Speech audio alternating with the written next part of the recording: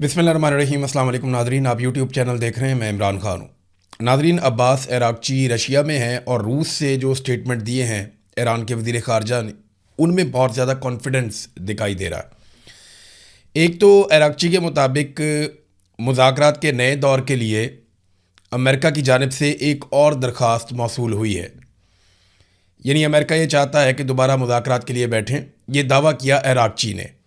इसके अलावा ये बात अब्बास अरागची ने रशिया में कही कि सुपर पावर को नाकों चने चबवाए, ईरान के पास रूस जैसे दोस्त और इत्तहादी मौजूद हैं। अब ईरान जब रशिया के साथ मिलता है तो उसे बड़ा कॉन्फिडेंस मिलता है, क्योंकि रूस माजी में अमेरिका के मुकाबले में एक बहुत बड़ी ताकत था, आज नहीं है। ये हकीकत है। रशिया बहुत बड़ा मुल्क हुआ करता था, लेकिन अफ़गानिस्तान की वॉर के बाद सोवियत यूनियन टूटना शुरू हो गया। अमेरिका ने बहुत सारी प्रॉक्सीज़ इस्तेमाल की और रशिया टूटते टूटते महदूद हो गया। फिर उसकी वो माशी कुव्वत भी नहीं रही, उसका सिस्टम भी नहीं चला। आज रशिया के बाद जो दूसरी ताकत अमेरिका के सामने आकर खड़ी हुई वो चाइना है। चाइना माशी तौर पे अमेरिका से काफ़ी मजबूत होता चला जा रहा है।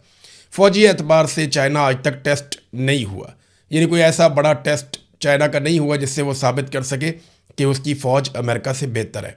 लेकिन चाइना के हथियारों ने दुनिया में अपना मुकाम बनाया। बहुत सारी जगहों पे चाइनीज़ हथियार ख़रीदे भी जाते हैं और वो आजमाए भी जाते हैं, और चाइना के हथियार आहिस्ता आहिस्ता दुनिया की मार्केट में अपना हिस्सा बना रहे हैं।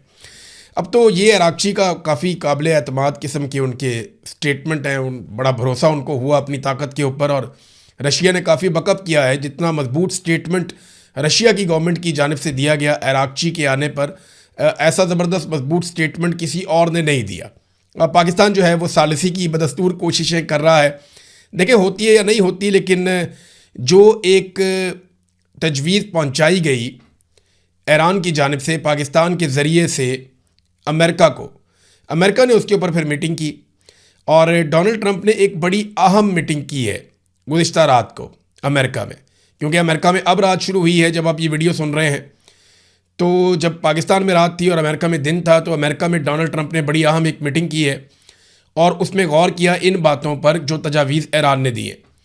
ना सिर्फ उन तजावीज़ पे गौर किया गया, बल्कि मुस्तकबिल का लाया अमल भी उन्होंने तैयार किया कि अगर बम्बिंग शुरू करनी है तो दोबारा कब करनी है, कैसे करनी है, किस किस को साथ में लाना है, और अब हिकमत अमली क्या होगी, और अमेरिका ने ऐसा क्या कुछ मुख्तलिफ कर लिया है जो इस मरतबा दोबारा हमले की सूरत में अमेरिका को मुश्किल का सामना नहीं करना पड़ेगा, या अमेरिका को शर्मिंदगी का सामना नहीं करना पड़ेगा दुनिया के सामने। तो ये तो एक मीटिंग हुई है। लेकिन मार्को रूबियो ने, जो अमेरिका के वज़ीर ख़ारजा हैं, उन्होंने जो ईरान ने तजवीज़ दी थी उस तजवीज़ को मुस्तरद किया है। ईरान की तजवीज़ ये थी, और ये बड़ी वाज़ेह उन्होंने दो बातें सादी सादी है, मैंने आपके सामने पहले भी रख दी थी। बल्कि जब ये खबर छपी आलमी मीडिया में, उससे भी पहले मैंने आपको बताया था कि ये दो चीज़ें हैं, एक तो आबना हुर्मुज़, और एक मैंने आपसे अर्ज़ किया था कि ये जो एटमी सलाहियत है ईरान के पास, या जौहरी प्रोग्राम ईरान का, ये डिस्कस होगा। तो ईरान ने कहा जी जौहरी प्रोग्राम को तो हम डिस्कशन में रख लेते हैं, उसके ऊपर हम आइंदा भी बात करते रहेंगे, पहले भी करते रहे हैं, ये मामला हम पेंडिंग कर देते हैं, इस पर मुज़ाकरात चलते रहेंगे। हम फौरी तौर पर एक मुआहिदा कर लेते हैं जिसमें हम आबना हुर्मुज़ को खोल देते हैं।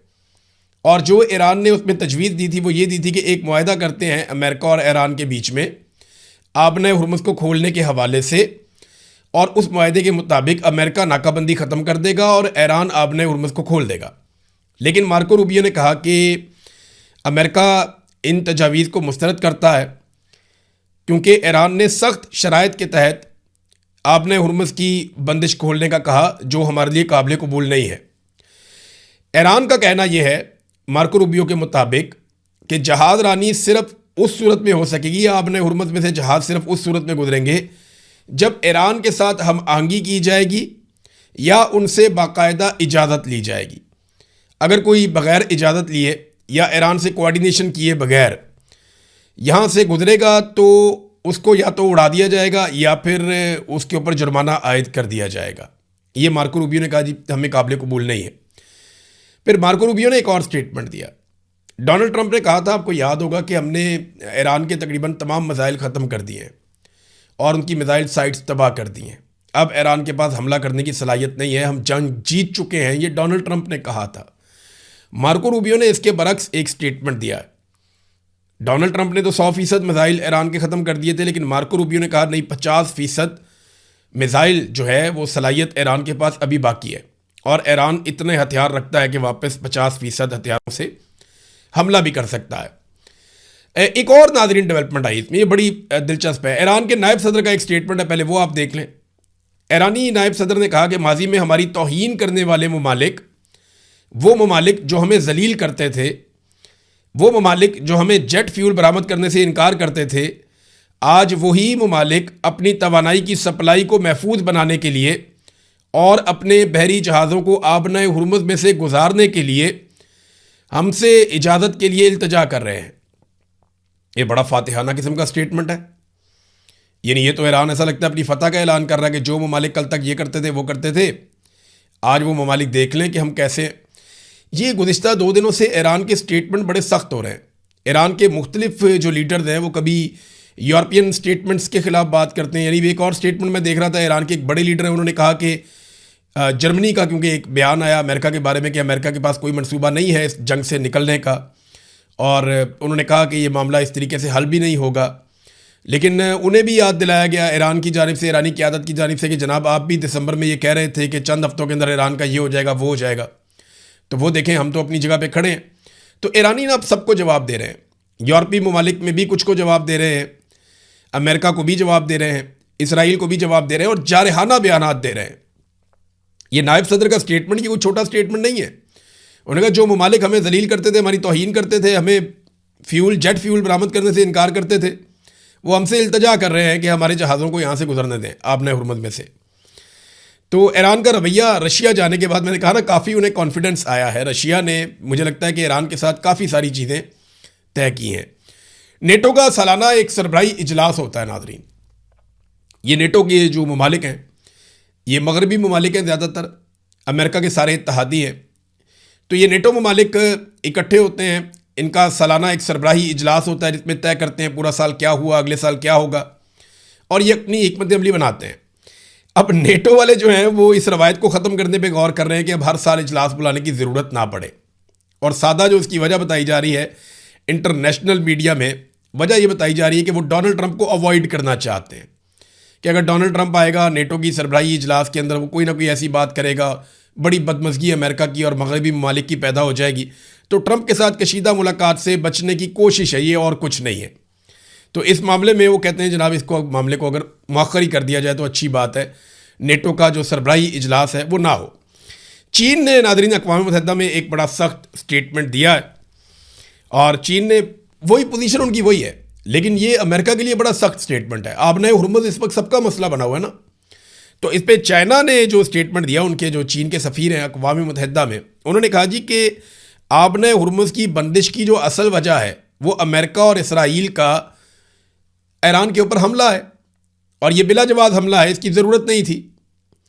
अच्छा, इन्होंने ये हमला कर दिया ईरान के ऊपर और आबनाए हुर्मुज़ उसके बाद बंद होगी, तो जिम्मेदार इसराइल और अमेरिका का हमला है, चाइना ये कह रहा है। फिर वो ये कहता है कि इस मसले का जामे और मुस्तकिल हल क्या है, वो सिर्फ़ और सिर्फ जंगबंदी में है कि मुस्तकिल जंगबंदी हो जाए तो ये मसला हल हो जाएगा, वरना ये मसला हल नहीं होगा।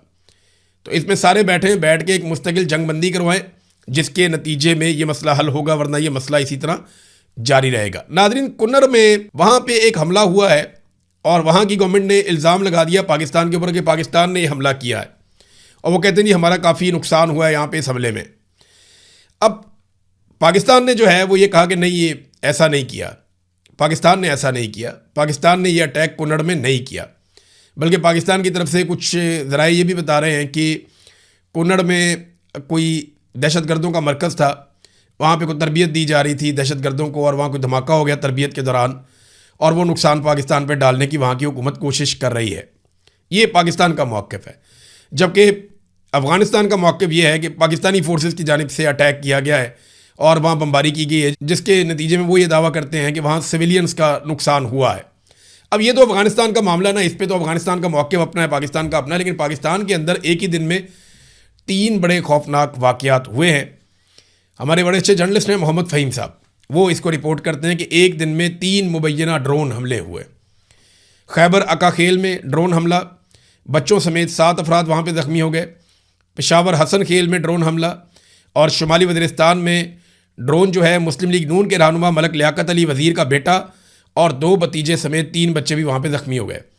तो ये ड्रोन हमले हो रहे हैं, इनके खिलाफ एहतजाज भी जारी है। खैबर में घर पे मार्टर गोला गिर गया, ये एक्सप्रेस न्यूज़ की खबर है। बच्चों और ख़वातीन समेत 7 अफराद ज़ख्मी हो गए हैं, जिसके बाद वहाँ पे एहतजाज शुरू हो गया। और जो लोग एहतजाज कर रहे हैं उन्होंने बंद किया वहाँ पे सड़क को, उन्होंने काफ़ी एहतजाज किया। MNA भी वहाँ पे जो मकामी पाकिस्तान तहरीक इंसाफ के हैं वो भी आ गए। तो लॉ एंड ऑर्डर की सिचुएशन पाकिस्तान में कोई बड़ी आइडियल नहीं है, लेकिन इस सिचुएशन को ठीक किया जा सकता है अगर सारी की सारी लॉ इन्फोर्समेंट एजेंसीज़ और इदारे वो लॉ इन्फोर्समेंट पे ही तवज्जो दें, अमन व अमान पे ही तवज्जो दें, और अपने जो बाकी उनकी एक्टिविटीज़ हैं उनको मौखर करें या बंद करें, उन चक्करों में ना पड़े। सीधा सीधा जो काम है करने वाला उस काम की तरफ वो आए।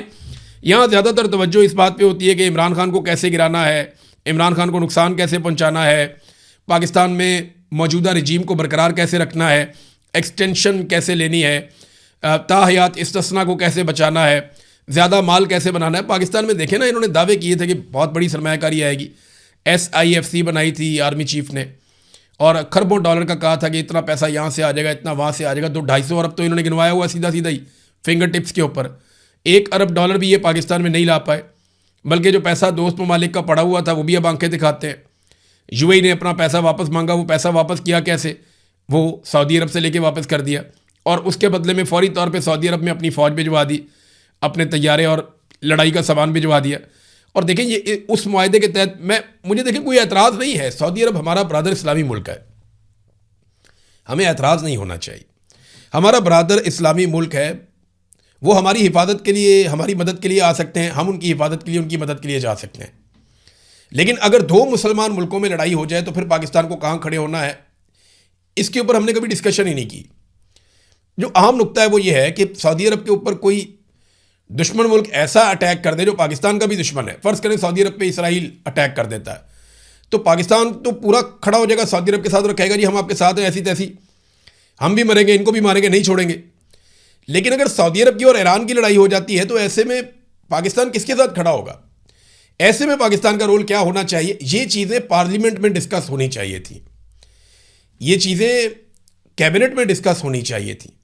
सियासतदानों को, अवामी मुंतखब नुमाइंदों को इसका फैसला करना चाहिए था, अवामी राय को मद्देनज़र रखते हुए, अवामी जज्बात को मद्देनज़र रखते हुए। लेकिन हुआ ये कि ये फ़ैसला बारों बार कर लिया गया। आर्मी चीफ कमिटमेंट देकर आ जाते हैं किसी नाश्ते में, किसी खाने में, किसी जगह पे, किसी महफिल में, किसी मीटिंग में, शहबाज शरीफ साहब साथ होते हैं और उसके बाद वो काम वो कर दिया जाता है। फिर कोई नहीं देखता कि जनाब कोई कानूनी चीज़ है, कोई आइनी चीज़ है, कोई मुशावरत भी कोई चीज़ होती है, अवाम की राय भी कोई चीज़ होती है, तब कोई कुछ नहीं देखता। बहरहाल पाकिस्तान के हालात तो इन्होंने बेहतर नहीं किए। अभी एक खबर अच्छी है आज के दिन में मेरे पास, कल जो है वो ज़मानत हो गई फ़खरुर रहमान साहब की। सीनियर जर्नलिस्ट हैं, उन्हें गिरफ़्तार किया गया था बोगस किस्म के मुकदमे में। बड़ा तकलीफ़ दे था उनको हथकड़ियों में देखना। तो अच्छी बात यह है बिलाखिर वो रिहा हो गए हैं। और यानी सहाफ़ियों को तो दीवार के साथ लगाया हुआ है पाकिस्तान में। और जिस वक्त उन्हें गिरफ़्तार किया गया ना, चंद मिनट के बाद वो तुर्की के TV पे लाइव जाने वाले थे। अगर ये ड्रामा चंद मिनट के बाद होता ना तो इंटरनेशनल मीडिया भी देखता कि पाकिस्तान के अंदर सहाफ़ियों को कैसे उठाया जाता है, कैसे गिरफ़्तार किया जाता है। ये पाकिस्तान की और बदकिस्मती हो जाती। और वो बल्कि मेरी बात हो रही थी वकील साहब से, तो वो मुझे बता रहे थे कि फ़खरुर रहमान साहब ने कहा कि अच्छा हुआ मैं लाइव नहीं था तुर्की TV के ऊपर, अगर मैं वहाँ लाइव होता या उनके साथ बात कर रहा होता तो ये मुसीबत बन जाती, पाकिस्तान की शर्मिंदगी हो जाती। अब वो आदमी पाकिस्तान के बारे में ऐसे सोच रहा है और आप उसको उठाकर ले जा रहे हैं, मुल्क का दुश्मन बना रहे हैं। हद हो गई। वैसे अपने ज़ाती मफाद के लिए निज़ाम इस लेवल तक गिर जाता है। और वैसे भी जो मुझे पता है किस बात पे गुस्सा, उन्होंने एक दिन बताया था कि आसिम मुनीर साहब निजी महफिलों में हर जगह कहते हैं कि जब तक मैं हूँ तब तक इमरान खान बाहर नहीं आता। ये बात सारे जानते हैं, कुछ पाने वाली बात तो नहीं है, सब जानते हैं कि आसिम मुनीर साहब इमरान खान साहब को नहीं छोड़ेंगे, क्योंकि उन्होंने जो इस्तिस्ना लिया उस दिन मुझे आइडिया हो गया था कि ये अंदर से डरे हुए हैं, तो ये इमरान खान से खौफज़दा हैं, ये इमरान खान को नहीं छोड़ेंगे। इस्तिस्ना चीज़ ही ऐसी, वो लेने का मकसद ही मुझे समझ आ गया था। यानी मैं समझता था कि शायद वो मामला कुछ और है, लेकिन नहीं, इस्तिस्ना जो है वो दलेर आदमी का काम नहीं है, वो सामना नहीं कर सकेंगे इमरान खान का, जो मुझे वैसे दिखाई दे रहा है। फिर एक और चीज़ ये है कि मुतीउल्लाह जान साहब को अब नौकरी से हाथ धोने पड़ गए। न्यूज़ ने उनको अचानक बताया जनाब आप घर जाएँ, आपकी अब ज़रूरत नहीं है। ये पाकिस्तानियों के साथ ना एक नॉर्मल चीज़ हो गई। आज मुतीउल्लाह जान है, इससे पहले और बहुत सारे सहाफ़ी थे। दर्जनों सहाफ़ियों की नौकरियां चली गई हैं, और ऐसा नहीं है कि सिर्फ इसी हुकूमत में जा रही हैं। पिछली हुकूमत में भी जाती थी, इमरान खान साहब की हुकूमत में भी जाती थी, उससे भी पिछली हुकूमत में जाती थी। तो ये हमेशा से पाकिस्तान में सिलसिला चलता आ रहा है। सहाफ़ियों को दबा कर रखते हैं, जो आदमी भी खबर देता है मंशा के खिलाफ उसको ऐसी तैसी फेर देते हैं। लेकिन हर दौर में ना हुक्मरानों से ज़्यादा जो सहाफ़ियों को तकलीफ़ देते हैं ना, वो मिलिट्री एस्टेब्लिशमेंट के लोग होते हैं। हामिद मीर के प्रोग्राम की बंदिश के पीछे भी मिलिट्री एस्टेब्लिशमेंट थी, बाकी जो प्रोग्राम बंद होते थे उनके पीछे भी मिलिट्री एस्टेब्लिशमेंट होती थी। सहाफ़ियों के प्रोग्रामों की बंदिश हो, या उन्हें नौकरियों से निकलवाना हो, या उन्हें मुल्क से भागने पर मजबूर करना हो, या उनकी जान से खेलना हो, इसके पीछे पाकिस्तान की एस्टेब्लिशमेंट का एक किरदार होता है। इमरान खान के दौर में ये जुल्म और बर्बरियत हुई, लेकिन इमरान खान साहब ने इसको कभी सपोर्ट नहीं किया। मुतीउल्लाह जान साहब को एजेंसियों ने अगवा किया, 5 घंटे में एक्शन हुआ था। इमरान खान साहब ने, कैबिनेट ने इसके ऊपर एक्शन लिया था। और सहाफ़ियों के साथ जो हुआ, इमरान खान साहब की हुकूमत ने उस वक्त एक्शन लिया जितना वो कर सकते थे, लेकिन मौजूदा हुकूमत ने तो परवाह ही नहीं की। ये तो सहूलतकार बन गए बहुत अच्छी तरह मिलिट्री एस्टेब्लिशमेंट के। तो अब मुतीउल्लाह जान साहब भी गए, 1 दर्जन के करीब सहाफ़ी हैं जो पाकिस्तान से बाहर अपनी जान बचा कर आए, नौकरियां भी चली गई, सब कुछ चला गया। पाकिस्तान के अंदर दर्जनों सहाफ़ी हैं जिनके प्रोग्राम्स होते थे, जिनकी नौकरियां होती थी, उनसे नौकरियां भी छीन ली गई, उनके प्रोग्राम्स भी बंद कर लिए गए। वो बड़ी तकलीफ़ की ज़िंदगियां गुजार रहे हैं। पाकिस्तान के अंदर भी ऐसी सहाफ़ी हैं। तो ये एक रूटीन बनती जा रही है और इसको एक नया नॉर्मल बना दिया गया है। पाकिस्तान एक ऐसा मुल्क है जहाँ पे सहाफ़त करना अब बड़ा रिस्की काम है, यानी इसमें बहुत रिस्क है। अगर आप पाकिस्तान में सहाफ़त करते हैं, आपका किसी दिन भी आपकी नौकरी छीनी जा सकती है, आपकी आमदन बंद हो सकती है, आपको गिरफ़्तार किया जा सकता है, आपके सोशल मीडिया अकाउंट्स बंद किए जा सकते हैं, आपको उठाया जा सकता है। आजकल एक नई वारदात भी की जा रही है। ये जो पाकिस्तान तहरीक इंसाफ के सोशल मीडिया वर्कर्स थे ना, इन पे बहुत दबाव डाला एजेंसियों ने, बड़ी कोशिश की कि ये इमरान खान के ख़िलाफ़ बोलें। वो इसके लिए कोई आमादा नहीं हुआ। तो अब वो एक नई स्टेज ये है कि आप इमरान खान के ख़िलाफ़ ना बोलें, आप इमरान खान के लोगों के ख़िलाफ़ बोलें। यानी आप पाकिस्तान तहरीक इंसाफ में दरार पैदा करें, मुखालफत पैदा करें, तहरीक इंसाफ में आप लड़ाइयाँ करवाएं। बहुत सारे ऐसे लोग हैं बेचारे जो नहीं चाहते, लेकिन इसके बावजूद कई अकाउंट से आप देख रहे होंगे कि पाकिस्तान तहरीक इंसाफ के अंदर लड़ाइयाँ करवाई जा रही हैं। इमरान खान की कोई बुराई नहीं करता, लेकिन एक ने ये ग्रुप बनाया हुआ है, एक ने वो ग्रुप बनाया हुआ है, एक ने वो ग्रुप बनाया हुआ है। तो एस्टेब्लिशमेंट का अपना तरीकाकार होता है ना चीज़ों से डील करने का। जब उन्होंने देखा कि ये इमरान खान के खिलाफ नहीं हो रहे, सारे उसके साथ खड़े हैं, तो उन्होंने कहा ठीक है, इनको आपस में तो लड़ाओ, कम से कम कमज़ोर तो करो इनको। तो उस कोशिश में वो कुछ हद तक कामयाब हुए हैं। लेकिन कोई एक वाक़या होता है और सारे फिर इकट्ठे हो जाते हैं, और ये बार बार होता है। तो एक वाक़या, कोई खुदा ना खास्ता एक चिंगारी, और फिर ये सारा इनका किया कराया भस्म हो जाएगा। अब तक के लिए इतना ही। अपना ख्याल रखिएगा, अपने चैनल का भी। अल्लाह हाफ़िज़।